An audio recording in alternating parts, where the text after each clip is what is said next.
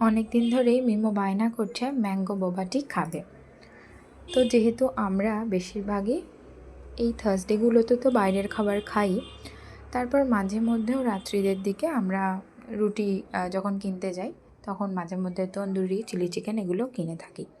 তো আমি চেষ্টা করি সকালের দিকে বা যে খাবারগুলো আমি বাড়িতে তৈরি করতে পারবো সেগুলো আমি ওকে বাড়িতেই তৈরি করে দিতে।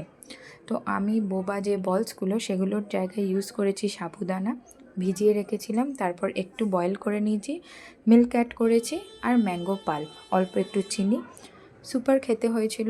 আমি কোনো দিন এভাবে বলি না যে বাড়িতে এই রেসিপিটা ট্রাই করো, বাট ট্রাস্ট মি, এই শেকটা একবার ট্রাই করে খেয়ে দেখো, বোবার থেকে কম কিছু লাগবে না, উল্টে বাচ্চাদের বাড়িতেই ভালো লাগবে, বলবে মা বাড়িতেই বোবাটি মেক করে দাও।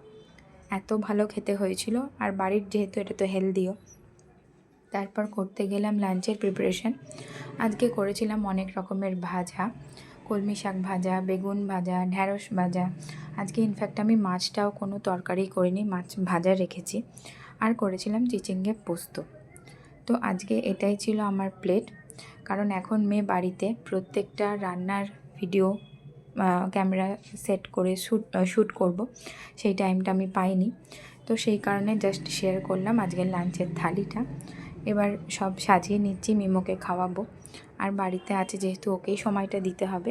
চলো এখানেই ভিডিওটা শেষ করছি, দেখা হবে নেক্সট ব্লগে। টাটা।